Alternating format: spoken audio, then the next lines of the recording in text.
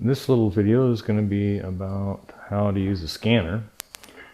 And first thing, when you log in, if you've never had the scanner associated with your account, it's not installed on the Chromebook that you log into, so you have to go to the little circle launcher here on the bottom left hand corner, click on that, and then go to the Play Store, and then it shows all of the apps that you're authorized to install. And here's the Brother, because we are using a Brother scanner, an ADS 1700W.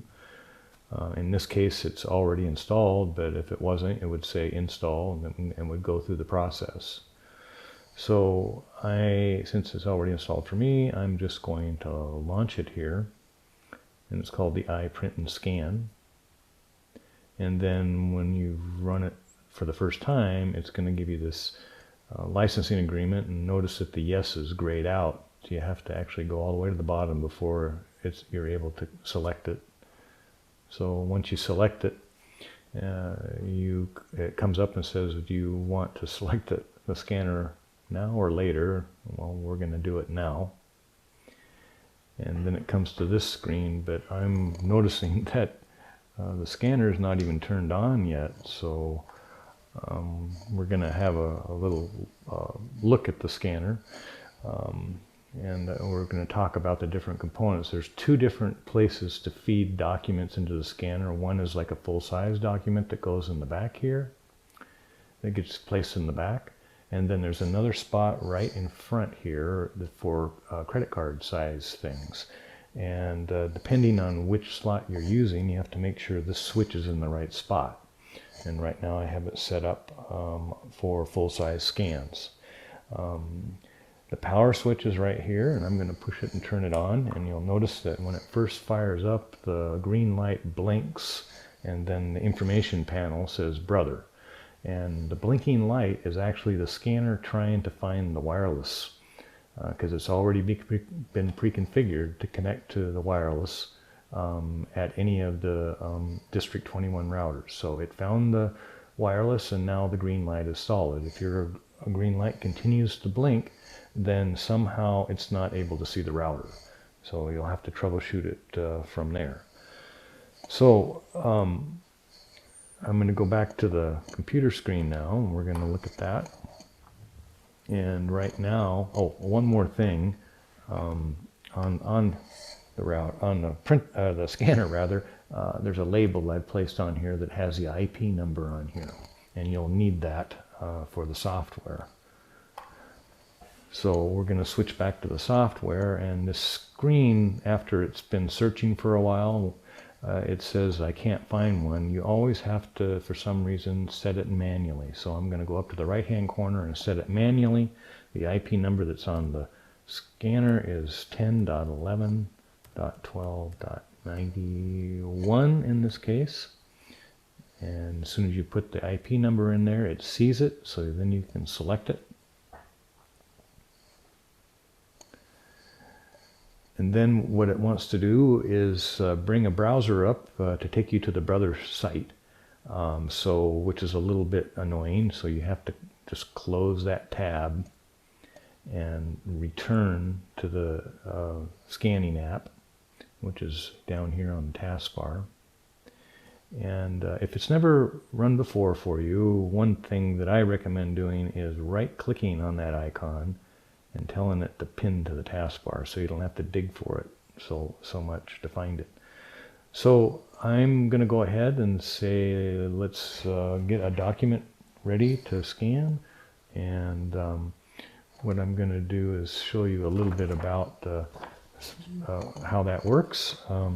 We have, for small things like cards and small statements and that sort of thing, we have these scanner sheets that scan on one side.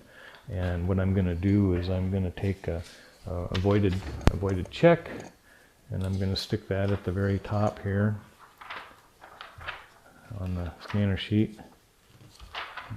And then I'm going to take a Social Security statement that I have, and I'm going to put that in there.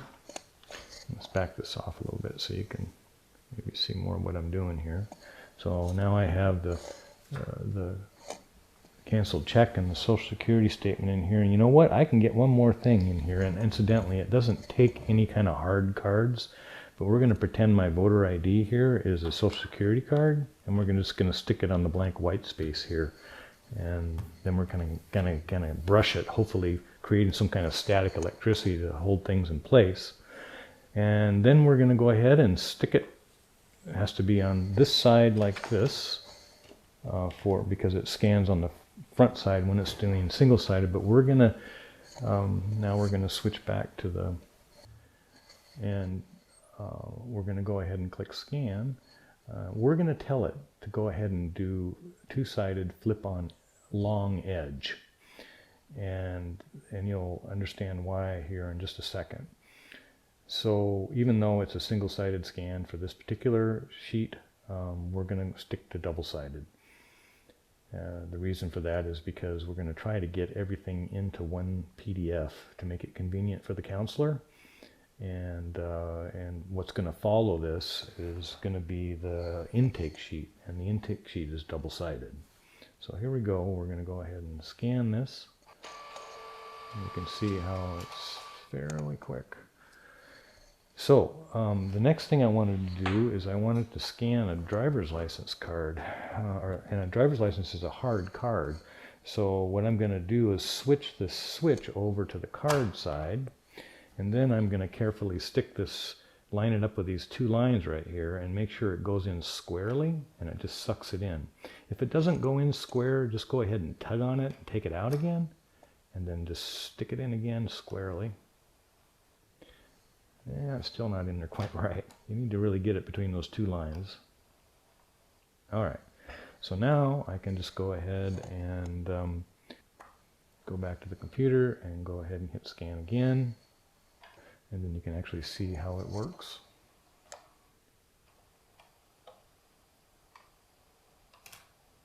Okay, and now I'm ready to put the, I'm still just looking, I still just have my computer screen saying, it's, you know, are you done or do you want to scan again? So I want to continue scanning so it can be all in one document. So I'm going to take the intake sheet, and I'm going to find the writing on the portrait side. I'm going to make sure that's sticking down, and then I'm going to put it in this way. And then it's going to give us an error on the front of the scanner here because we haven't switched the card slot. And so we're going to switch that over, and then the error will go away. And then we'll get to go back to the computer and go ahead and hit scan again.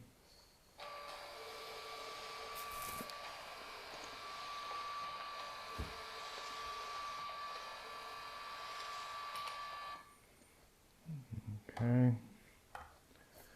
All right, so now we're done scanning. So I'm going to go ahead and click done.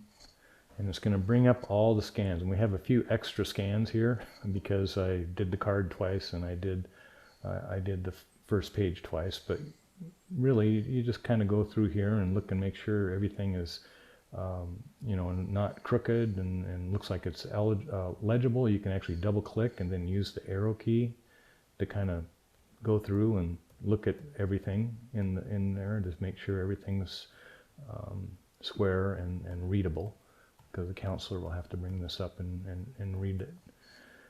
So now it's important that you don't hit the green save button, because that's not how we do it. We're supposed to go to the share thing over here, and then we're going to save it as a PDF, and then we're going to save to the blue files, to the files, and we're going to, if it doesn't exist, let's see, we're just going to go ahead and save to downloads.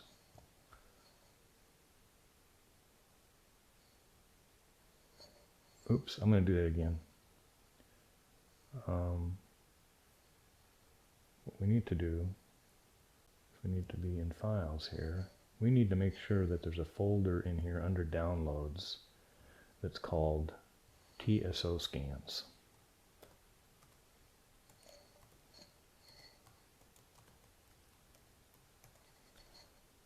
I'm going to delete this one here, because it's not supposed to go in the root of the downloads folder. I don't understand why, but the instructions say you're supposed to create a folder within downloads called TSO scans. So now we're going to do this again, and we're going to say share as a PDF, and we're going to save to files. But this time we're going to double click on TSO scans, and it should remember that if you use the same Chromebook and the same account, of course. And then the next thing you need to do is, what I do is double click and then click once and highlight everything to the left of the period, and then I give it the standard naming convention, which is blow underscore 01 underscore Joe underscore 02 29 2021, and then we'll go ahead and click save. Okay, and then now that scan is done. So you can actually hit the back arrow up here in the upper right left hand corner, and you'll be ready to do the next scan. If you are at a point where you don't have to do any more scans and you want to move things up to the cloud and get them off the Chromebook, you need to go down to the file. And this is another one, files, where I would pin it to the taskbar. And then we're going to go to files, and we're going to go into TSO scans. And then we're going to just click once on it and then right click and say cut. And then we're going to go to Google Drive, to the shared drives, to the Burlington scans. In this case, depending on your site, it's going to have a different name. It'll say Concrete Scans, or it'll say Anacortes Scans, or it'll say Cascade Scans. But once you've opened up the Burlington Scans folder on the cloud drive, all you have to do is right click and say paste. And then it says, it confirms that, yeah, you want to move this, and you do. And then now if we go back to TSO scans, we'll notice that it's gone now. Now that scan is off of the drive. And I'm sorry, the Burlington scans. And it's up here in the cloud. So now the VRC can assign it to a team. So that's it.